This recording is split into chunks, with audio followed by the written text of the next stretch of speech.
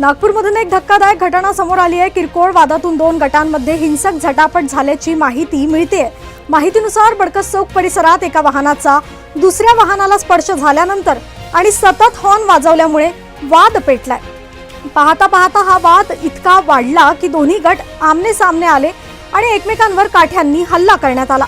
या घटनेत ऋषभ सिंग आणि पंकज सिंग हे दोघे जखमी झाले असून त्यांना उपचारासाठी रुग्णालयात दाखल करण्यात आले।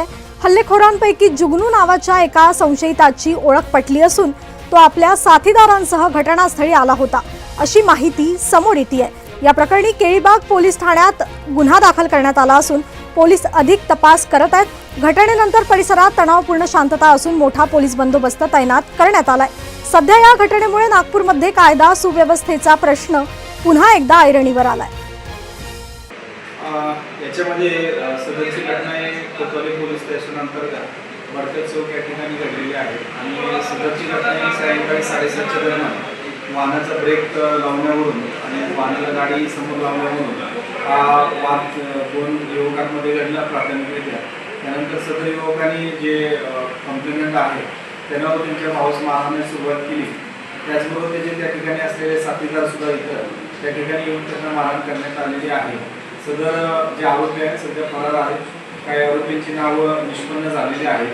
तसेच घटनास्थळावरून दोन व्हेकल आम्ही जप्त करण्यात आलेले आहे। पुढील तपास होतो। कशाचा हा वाद होता यांचा, ह्या वादाचा आणखी काय समोर आलेलं आहे काय सांगा? याच्यामध्ये वाद हे जी गाडी त्या ठिकाणी ब्रेक दाबल्यानंतर मागची गाडी ज्यावेळेस येऊन प्रेस झाली त्यावेळेस जो चालक आहे चालकाने संबंधित हॉर्न वाजवून इशारा केला आणि इशारा केल्यानंतर त्या ठिकाणी एकमेकात शिवीगाळ झाली।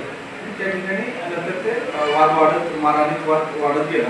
त्याच्या अनुषंगाने आम्ही कोतवाली पोलीस स्टेशनला 109(1), 351, 352 आणि 35 भारतीय न्याय संहिता अंतर्गत गुन्हा दाखल केलेला आहे। आरोपीच्या शोधात आमचे पथक शोध घेत आहे। याच्यामध्ये जखमीचं नाव काय समोर आलं? याच्यामध्ये जे जखमी आहे त्याचं राहुल पंकज सिंग आणि ऋषभ पंकज सिंग हे आहेत। त्याच्यापैकी